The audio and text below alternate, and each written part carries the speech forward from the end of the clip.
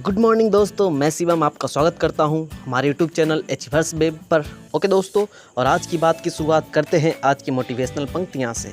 देखिए आज की पंक्तियां क्या आपके लिए है। सोचने से कहाँ मिलते हैं तमन्नाओं के शहर। दोस्तों, सोचने से कहाँ मिलते हैं तमन्नाओं के शहर, चलना भी ज़रूरी है मंजिल को पाने के लिए।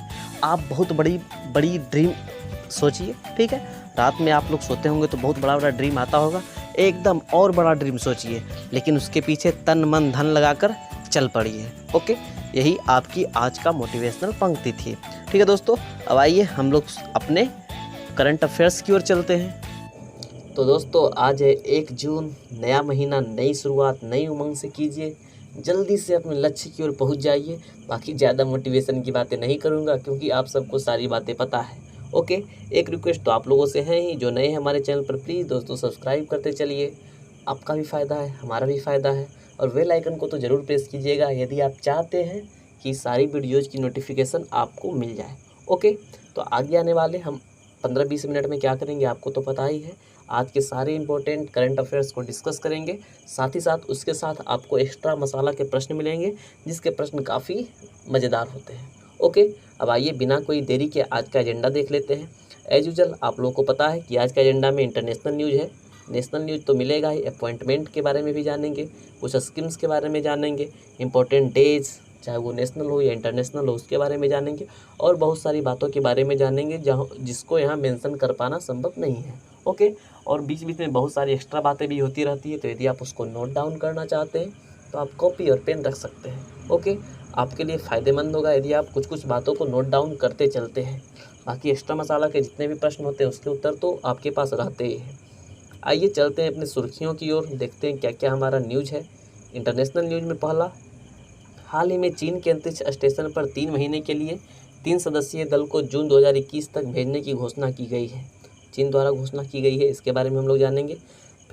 फिर से चीन की एक न्यूज़ है कि चाइना ने अपनी 2 बाल नीति को समाप्त करते हुए जोड़ों को 3 बच्चे पैदा करने की अनुमति दी है। ओके, चलिए अगला है कि CBSE द्वारा एक कोविड-19 के खिलाफ लड़ने के लिए 50 लाख युवाओं को शामिल किया गया है और उस आंदोलन का नाम राष्ट्रव्यापी युवा योद्धा आंदोलन रखा गया है। ओके, इसके बारे में भी हम लोग जानेंगे। UAE सरकार ने बॉलीवुड अभिनेता संजय दत्त को गोल्डन वीज़ा से सम्मानित किया है, इसके बारे में भी हम लोग जानेंगे। ओके, नेशनल न्यूज़ में देखते हैं कि नेशनल न्यूज़ क्या आपका कहता है कि हाल ही में INS हंस पर एक मेडिकल ICU स्थापित किया गया है। ओके, जिससे यह प्रतिकूल मौसम की स्थिति में भी गंभीर रोगियों को निकालने की अपनी क्षमता को बढ़ाने में मदद करेगा। ओके, जो सबमरीन है INS हंस, उस पर भी एक ICU स्थापित किया गया है। ओके, अगला है कि हाल ही में जनरल मनोज पांडे सशस्त्र बलों की एकमात्र त्रिसेवा संचालन की कमान छोड़ने के बाद अंडमान निकोबार के लेफ्टिनेंट जनरल के रूप में, यहाँ पर थोड़ा सा गलत है, नियुक्त नहीं किए गए हैं, इन्होंने इस्तीफा दिया है लेफ्टिनेंट जनरल के रूप में। अब ये पूर्वी कमान संभालेंगे और लेफ्टिनेंट अंडमान निकोबार के लेफ्टिनेंट जनरल के रूप में कौन नियुक्त किए गए हैं इसकी डिटेल्स आपको आगे दी जाएगी। अगला है जिसकी बात कल की गई थी थोड़ा सा, कि बच्चों के लिए PM केयर्स योजना के तहत सरकार ने कोविड-19 के कारण अनाथ बच्चों को ये 10 लाख रुपये का फंड दिया है। ओके, अब अगला है, इसके बारे में तो चर्चा हो ही चुका है। आज का लास्ट न्यूज़ है कि हाल ही में केंद्रीय कृषि और किसान कल्याण मंत्री श्री नरेंद्र सिंह तोमर ने बागवानी के समग्र विकास को सुनिश्चित करने के लिए बागवानी क्लस्टर विकास कार्यक्रम का शुभारंभ किया है।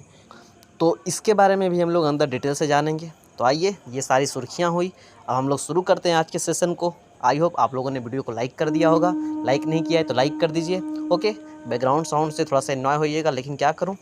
चलिए, पहला प्रश्न है कि हाल ही में जनरल मनोज पांडे सशस्त्र बलों की, छोड़िए प्रश्न को मैं सिंपल सा बताता हूँ कि हाल ही में जनरल मनोज पांडे के जगह पर आप लोग क्या कीजिए, मनोज पांडे के जगह पर आप लोग अजय सिंह कर लीजिए। ओके, तो हाल ही में जनरल अजय सिंह किस केंद्र शासित प्रदेश के लेफ्टिनेंट जनरल के रूप में नियुक्त किए गए हैं। तो मनोज पांडे तो चूँकि अंडमान निकोबार के पहले लेफ्टिनेंट जनरल थे, इनके जगह पर अभी नियुक्त किया गया है किनको, अजय सिंह को। ओके, ध्यान रखिएगा किन्हें, अजय सिंह को। ओके, क्योंकि मनोज पांडे कुछ ऐसा नियम आ गया था अंडमान निकोबार में, मुझसे ज़्यादा आपको पता होगा इन सारी बातों को, तो इसके कारण से इनको इधर छोड़ना पड़ा और अजय सिंह इनके जगह पर आए हैं। अब जो मनोज पांडे हैं, जो कि ये मनोज पांडे साहब आपको दिख रहे हैं, ये पूर्वी कमान संभालेंगे। ओके, ध्यान रखिएगा कि अभी यदि आपसे प्रश्न पूछ दिया जाएगा कि अंडमान निकोबार के लेफ्टिनेंट जनरल कौन है, तो आपका उत्तर होगा अजय सिंह। ठीक है, ध्यान रखिएगा, यहाँ थोड़ा सा मिसप्रिंट हो गया है, उत्तर आपका क्या होगा, अजय सिंह। ओके, बाकी अंडमान निकोबार के बारे में तो आपको पता ही है। चलिए, अंडमान निकोबार हमारा केंद्र शासित क्षेत्र है। चलिए, एक्स्ट्रा मसाले की और कुछ अपॉइंटमेंट्स के बारे में आपके सामने दिया हुआ होगा। देखिए क्या प्रश्न है। निम्नलिखित में से किसे 2 साल के लिए CBI निदेशक के रूप में नियुक्त किया गया है? तो ये सुबोध कुमार जायसवाल को। हाल ही में लगातार दूसरी बार अंतर्राष्ट्रीय हॉकी महासंघ के अध्यक्ष कौन चुने गए हैं? तो नरेंद्र बत्रा। हाल ही में भारतीय महिला क्रिकेट टीम के हेड कोच कौन नियुक्त हुए हैं? तो रमेश पवार। हाल ही में पूर्वोत्तर राज्य की पहली महिला वित्त मंत्री कौन बन गई है? अजंता नियोग। कहाँ की है? आपको पता होगा, असम की। चलिए, अगला है कि ये छोड़िए, ये प्रश्न नहीं, छोड़िए इसको, अगला प्रश्न की ओर चलिए। हाल ही में नए मुख्य चुनाव आयुक्त के रूप में किसे नियुक्त किया गया है? सुशील चंद्रा को। ओके, तो ये सारे रिसेंट के अपॉइंटमेंट्स थे जो आपके लिए इंपॉर्टेंट है। और एक बार मैं फिर से अगले प्रश्न की ओर जाने से पहले एक बात बता देता हूँ। ये प्रश्न क्या था कि मनोज पांडे नहीं, अजय सिंह को अंडमान निकोबार का नया लेफ्टिनेंट जनरल नियुक्त किया गया है। ओके, ध्यान रखिएगा। और उसके पहले अंडमान निकोबार के लेफ्टिनेंट जनरल कौन थे? मनोज पांडे थे, जो कि अब पूर्वी कमान संभालेंगे। ओके दोस्तों, चलिए नेक्स्ट प्रश्न की ओर। अगला प्रश्न है दोस्तों कि हाल ही में किस भारतीय नौसेना हवाई स्टेशन पर एक मेडिकल ICU स्थापित किया गया है, जिससे यह गंभीर रोगियों को निकालने की अपनी क्षमता को बढ़ाने में मदद करेगा?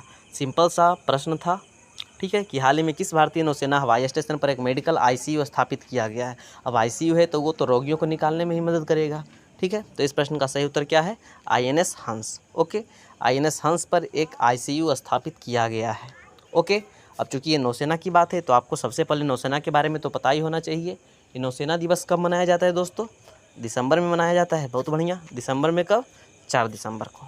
ओके, चलिए एक्स्ट्रा मसाला की ओर चलते हैं। कुछ प्रश्न आपके लिए है जो कि इम्पोर्टेंट है कि भारतीय नौसेना का सबसे पहला नाम क्या था? तो भारतीय नौसेना का पहला नाम था रॉयल इंडियन मैरीन। उसके बाद वो चेंज होकर भारतीय नौसेना बना। ओके, इसकी स्थापना कब की गई थी? तो 1663 में, बहुत पहले। ओके, भारतीय नौसेना को विश्व में कौन सा रैंक प्राप्त है? तो इस प्रश्न का उत्तर आपको देना होता है। भारतीय नौसेना के हेड कौन होता है? Chief of the naval staff. और अभी chief of the naval staff कौन है? एडमिरल करमबीर सिंह।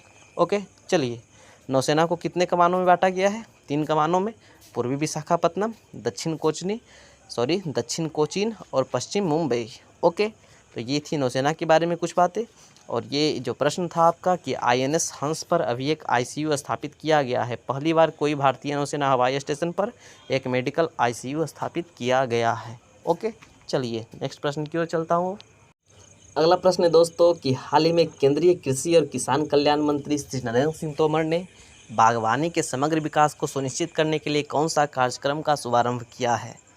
तो नरेंद्र सिंह तोमर कौन है? अभी वर्तमान में कृषि किसान कल्याण मंत्री हैं। ओके, इन्होंने बागवानी क्लस्टर विकास कार्यक्रम की शुरुआत की है।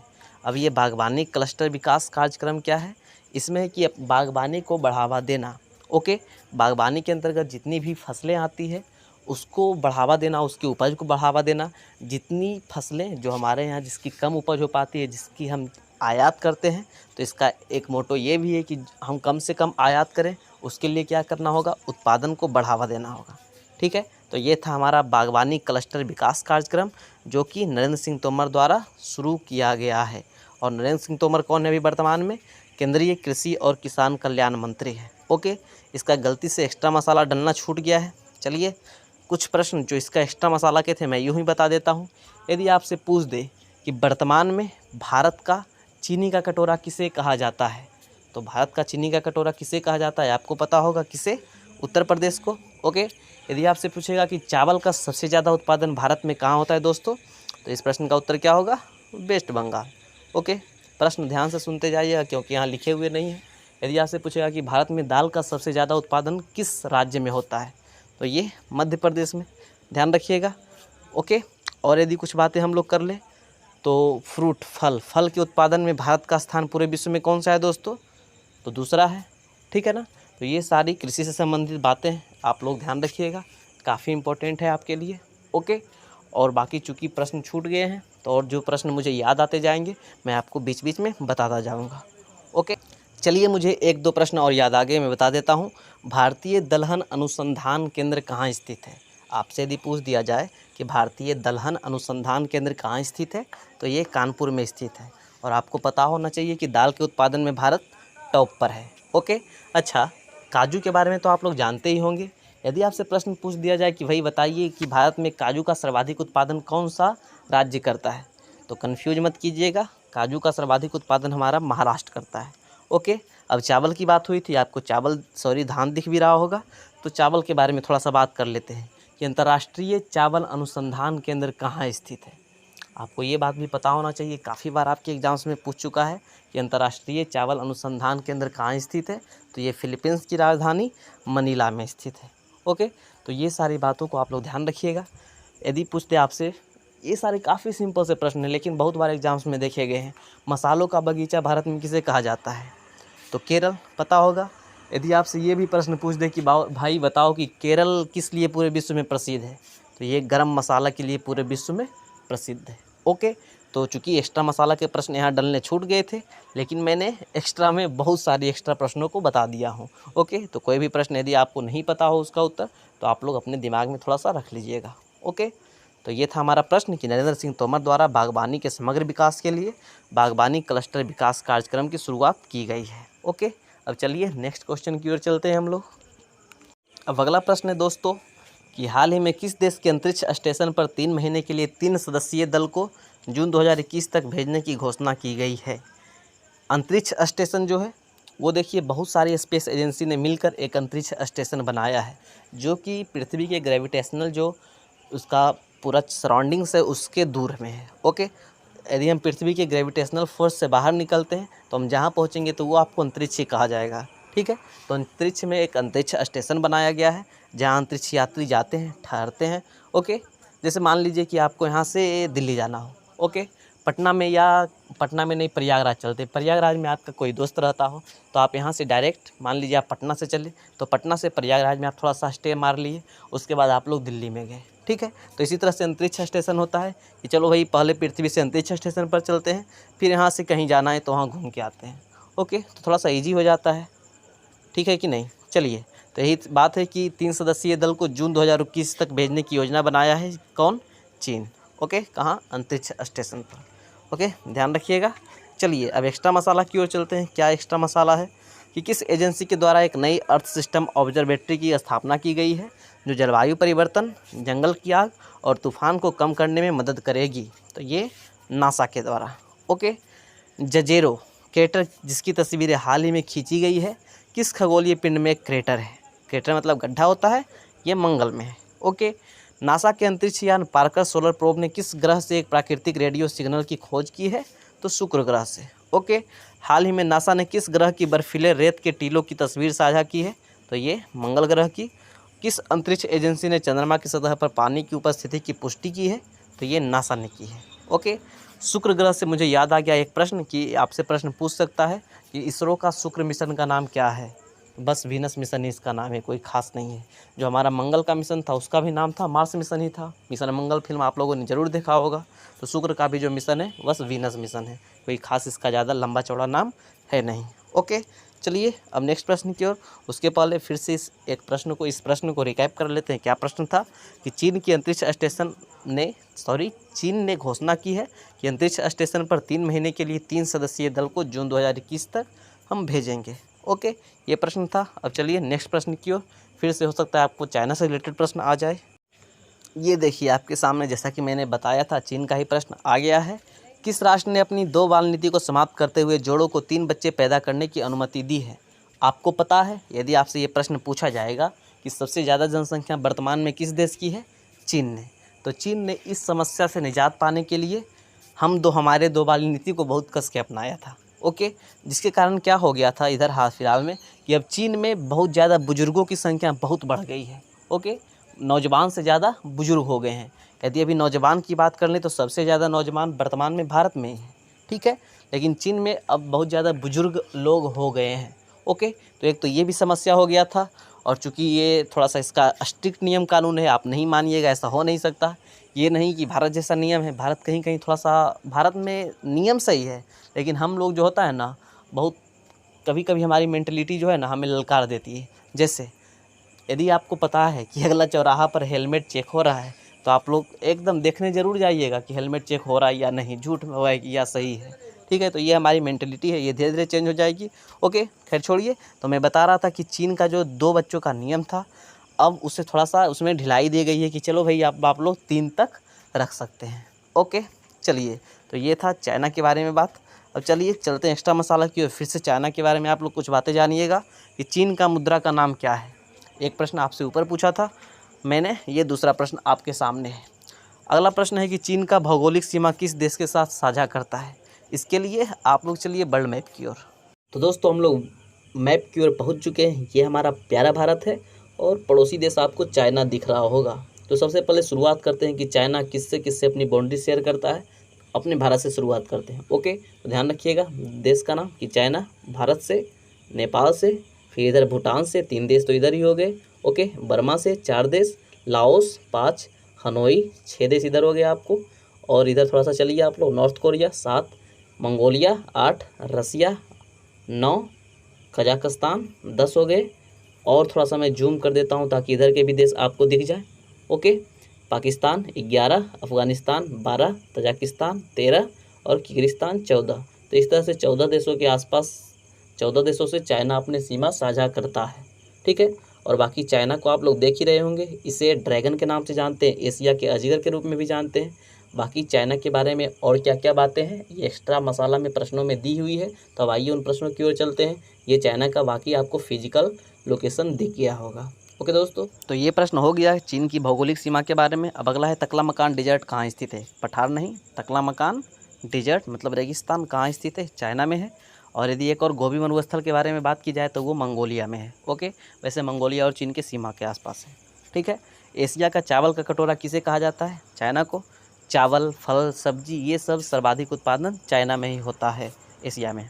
ठीक है, एशिया में कि पूरे विश्व में भी। ओके, चलिए अगला है कि चीन ने किस देश के साथ सभी आर्थिक समझौते को निलंबित करने की घोषणा की है। तो ऑस्ट्रेलिया के साथ। हाल ही में जुरोंग रोवर चर्चा में था, ये किसका है, तो ये चाइना का है, मंगल ग्रह के लिए था। ओके, अब कोविड-19 संक्रमण से निपटने के लिए माउंट एवरेस्ट शिखर पर कौन सा देश सीमा रेखा बनाने जा रहा है, तो ये सब चीन की ही चाल रहती है। ओके, कुछ से कुछ करने में लगा रहता है। ठीक है ना। तो आई होप कि आपको चीन के बारे में कुछ डिटेल्स ज़रूर मिल गई होगी और बाकी कुछ डिटेल्स आपको पहले भी दी गई होगी। ओके, उन सारी डिटेल्स को मिलाकर अपना डिटेल्स और मजबूत कर लीजिए। ओके दोस्तों, चलिए नेक्स्ट प्रश्न की ओर हम लोग चलते हैं। बच्चों के लिए पीएम केयर्स योजना के तहत सरकार ने कोविड-19 के कारण अनाथ बच्चों के लिए कितने राशि का फंड दिया जाएगा। सरकार ने कल घोषणा की थी कि पीएम केयर्स योजना के तहत 10 लाख रुपए का फंड दिया जाएगा उन्हें जो कि कोविड-19 के कारण अनाथ हुए हैं। ओके, ये बात तो आपको पता ही होगी। और ये घोषणा किसके द्वारा की गई, माननीय प्रधानमंत्री नरेंद्र मोदी के द्वारा। ठीक है ना। बहुत सारे लोग कुछ दिन पहले सवाल उठा रहे थे कि भाई पीएम केयर्स का हुआ क्या, तो अब कुछ पीएम केयर्स दिखने लगा है। ठीक है, चलिए एक्स्ट्रा मसाला की ओर कि हाल ही में किस राज्य सरकार ने कोरोना के कारण अनाथ हुए बच्चों के लिए वात्सल्य योजना, काफ़ी बार इसकी चर्चा हुई है, उत्तराखंड सरकार द्वारा। दिल्ली सरकार के बाद अब किस राज्य सरकार ने कोरोना के कारण माता पिता की मृत्यु होने से अनाथ हुए बच्चों का भरण पोषण करने का निर्देश दिया है, तो ये उत्तर प्रदेश गवर्नमेंट। साथ ही साथ असम की सरकार ने भी ऐसा निर्णय लिया है। ओके, पोषण के बारे में जागरूकता फैलाने के लिए एक मिशन आहार क्रांति की शुरुआत किसके द्वारा किया गया है, तो ये स्वास्थ्य मंत्री डॉक्टर हर्षवर्धन के द्वारा। ओके, हाल ही में Sankalp se Siddhi village and digital connect drive किसके द्वारा लॉन्च किया गया है, ये ट्राइफेड के द्वारा। ओके, अंतर्राष्ट्रीय महिला दिवस 2021 के अवसर पर मेधावी लड़कियों के लिए सुपर 75 छात्रवृत्ति योजना किस केंद्र शासित प्रदेश के सरकार के द्वारा शुरू किया गया, तो ये जम्मू एंड कश्मीर के द्वारा। ठीक है, तो इन सारी बातों को आप लोग ध्यान रखिएगा। मुझे डॉक्टर हर्षवर्धन से याद आया कि अभी हाल फिलहाल में किसकी मीटिंग हुई थी, आप लोग बताइएगा, जिसकी अध्यक्षता डॉक्टर हर्षवर्धन ने की थी। ओके, तो चलिए आप लोग शुरू हो जाइए। चलिए छोड़िए, मैं ही बताता हूँ, आप लोग को ऐसे भी ऑलरेडी 2 प्रश्न मिल चुके हैं, विश्व स्वास्थ्य सभा। ठीक है, ध्यान रखिएगा। चलिए अगले प्रश्न की ओर। इस प्रश्न में कोई खास बात थी नहीं। अगला प्रश्न है कि कोविड-19 के खिलाफ लड़ने के लिए 50 लाख युवाओं को शामिल करने के लिए एक राष्ट्रव्यापी युवा योद्धा आंदोलन किसके द्वारा शुरू किया गया है। मैं कुछ देर पहले ही बता रहा था कि अभी भारत में सबसे ज़्यादा युवा हैं, और भारत में भी बात कर ले तो बिहार में सबसे ज़्यादा युवा हैं। ठीक है, तो सीबीएसई के द्वारा अभी हाल फिलहाल में एक राष्ट्रव्यापी युवा योद्धा आंदोलन शुरू किया गया है। किस लिए भाई, लड़ाई थोड़ी करना है, हाँ लड़ाई करना है, लेकिन किसके खिलाफ, तो कोविड-19 के खिलाफ। ओके, तो कोविड-19 के खिलाफ लड़ने के लिए एक राष्ट्रव्यापी युवा योद्धा आंदोलन शुरू किया गया है, जिसमें 50 लाख युवाओं को शामिल करने की बात की गई है। किसके द्वारा, सीबीएसई के द्वारा। ओके दोस्तों, कल गलती से शायद मैं एजुकेशन मिनिस्ट्री रमेश पोखरियाल निशंक की जगह पर एस जयशंकर बोल दिया था। ओके, सॉरी, ये छोटी छोटी गलतियाँ हो जाती है। ओके दोस्तों, चलिए एक्स्ट्रा मसाला की ओर चलते हैं। CBSE चेयरमैन अभी वर्तमान में कौन है? Manoj Ahuja. CBSE head office कहाँ है? दिल्ली। CBSE का फाउंडेशन कब हुआ था? तो 3 नवंबर 1962। ओके, CBSE बोर्ड ने बच्चों की दिमागी स्वास्थ्य से संबंधित परेशानियों में सहायता प्रदान करने के लिए किस ऐप को लॉन्च किया है? तो दोस्त फॉर लाइफ। ओके, दोस्त फॉर लाइफ नाम का ऐप लॉन्च किया गया है। ठीक है, गणतंत्र दिवस के परेड को देखने के लिए किस CBSE टॉपर को PM के बॉक्स में आमंत्रित किया गया है? तो ये दिव्यांगी त्रिपाठी हैं। ओके, तो इतनी सारी बातों को आप लोग ध्यान रखिएगा। बाकी CBSE के बारे में पता ही है। ओके, तो CBSE का फुल फॉर्म क्या होता है ये आप लोग कमेंट करके जवाब दीजिएगा। एक प्रश्न आपके लिए छोड़ ही दिया फिर से। ओके, तो ये प्रश्न था आपका। इस प्रश्न की चर्चा बहुत बार हो गई है। अब अगले प्रश्न की ओर हम लोग चलेंगे कि UAE सरकार ने किस बॉलीवुड अभिनेता को गोल्डन वीज़ा से सम्मानित करने का निर्णय लिया है? तो हमारे मुन्ना भाई कौन? संजय दत्त। संजय दत्त को गोल्डन वीज़ा से सम्मानित करने का निर्णय लिया गया है। किसके द्वारा? UAE के द्वारा। और बाकी UAE से हमारे अच्छे संबंध है, खासकर क्रिकेट वगैरह ज़्यादा होते रहते हैं वहाँ से। ओके, BCCI और ICC का वहाँ हेडक्वार्टर भी है, इसलिए ज़्यादा थोड़ा सा और हम लोग संपर्क में रहते हैं। पिछला साल भी IPL वहीं हुआ था, इस साल भी IPL वहीं होने जा रहा है। ओके, और बाकी UAE में ही सबसे बड़ा बिल्डिंग पूरे विश्व का है बुर्ज खलीफा। उस पर कुछ दिन पहले स्टे स्ट्रॉन्ग इंडिया इस तरह से बैनर लगे दिखे होंगे आपको। ओके, तो कुल मिला जुला कर UAE से हमारे संबंध ठीक ठाक है। ठीक है, तो UAE ने अभी संजय दत्त को गोल्डन वीज़ा से सम्मानित किया है। ओके, बाकी UAE की लोकेशन तो आपको पता ही होगी। चलिए अब एक्स्ट्रा मसाला की ओर चलते हैं। कुछ पुरस्कार के बारे में जानेंगे। किस व्यक्तित्व को 2021 का इंटरनेशनल इनविंसिबल गोल्ड मेडल प्रदान किया जाएगा? तो हमारे शिक्षा मंत्री रमेश पोखरियाल निशंक। इस बार मैं गौर से शिक्षा मंत्री ही ने बताया हूँ। ओके, अगला है कि प्रतिष्ठित एनी अंतर्राष्ट्रीय पुरस्कार 2020 के विजेता कौन बने हैं? तो ये CNR राव वैज्ञानिक। ओके, हाल ही में किस देश ने सामाजिक विज्ञान श्रेणी का सर्वोच्च पुरस्कार प्रिंसेस ऑफ ऑस्ट्रियस अवार्ड से अमर्त्य सेन को सम्मानित किया है? तो स्पेन का ये सर्वोच्च पुरस्कार है सामाजिक विज्ञान के क्षेत्र में। ओके, हाल ही में अंतर्राष्ट्रीय रेंजर पुरस्कार से सम्मानित किए जाने वाले पहले भारतीय एवं प्रथम एशियाई व्यक्ति कौन बने हैं? महेंद्र गिरी। हाल ही में हॉकी इंडिया ने निम्नलिखित में से किस प्रतिष्ठित पुरस्कार जीता है? तो ATN ग्लेज पुरस्कार। ओके, तो ये सारा रिसेंट का अवार्ड्स था, रिसेंट का ऑनर्स था जो हाल फिलहाल में दिए गए हैं। ओके दोस्तों, चलिए अब बात कर लेते हैं अगले प्रश्न की ओर। एक बार इसको रिकैप कर लिया जाए। रिकैप का आपको तो ध्यान ही हो गया होगा कि संजय दत्त को UAE सरकार गोल्डन वीज़ा अवार्ड से सम्मानित की है। चलिए अब नेक्स्ट क्वेश्चन जो है आपका question of the last day है। इस प्रश्न का जवाब आप लोगों ने कल दिया था। प्रश्न क्या था कि रोड मैप 2030 जो हाल ही में चर्चा में रहा को भारत ने किस देश के साथ अपनाया है? ओके, तो ये UK। किसने? UK के द्वारा अपनाया गया है। ठीक है, बहुत सारे लोगों ने सही जवाब दिया है। दोस्तों आपसे एक निवेदन है कि यदि मैं कहीं गलत हो जाऊं तो आप लोग ज़रूर ध्यान करा दीजिएगा। ओके, ताकि आगे मैं इन गलतियों से बचूं। ओके, और जिन्होंने भी ऐसा किया है उनको बहुत बहुत धन्यवाद। ओके दोस्तों, आपका इसी तरह से रिस्पांस का इंतज़ार रहेगा। हमें अच्छा लगता है कि आप लोग हमारी वीडियो को अंत तक देखते हैं। ओके, चलिए अब फिर से आपके सामने हाजिर है क्वेश्चन ऑफ द डे कि कौन सा राज्य स्कूल और कॉलेज के पाठ्यक्रम में आपदा और महामारी प्रबंधन को शामिल करेगा? इस प्रश्न का सही उत्तर क्या है ये तो हमें नहीं पता, लेकिन उत्तर जो भी है इन चारों ऑप्शंस में ही है। ओके, तो आप लोग इन चारों ऑप्शंस में से सही उत्तर का चयन कीजिए और जल्दी से अन्य 3 प्रश्नों के साथ जो ऊपर पूछे गए हैं आप लोग शुरू हो जाइए। जल्दी से उत्तर दीजिए, आपके उत्तर का इंतजार रहेगा। अंत तक बने रहने के लिए आपका बहुत बहुत धन्यवाद। ओके दोस्तों, मैं तनिक भी बुरा नहीं मानता कि आप लोग मुझे ध्यान दिलाते हैं कि सर आप थोड़ा सा यहाँ गलत हो गए हो। कोई दिक्कत नहीं है आप लोग, लेकिन प्लीज़ ज़रूर बताया कीजिए ताकि मुझे भी तो पता चले कि मैं गलत हूँ तो भाई आप लोग पूरे वीडियो को देख पा रहे हो या नहीं। ओके, तो आप लोगों का बहुत बहुत धन्यवाद हमारे साथ बने रहने के लिए। इसी तरह बने रहिए। मिलता हूँ अभी आपसे अगले दिन अगले वीडियो में। अपना ख्याल रखिएगा। जय हिंद। Shivam signing off. Okay, bye.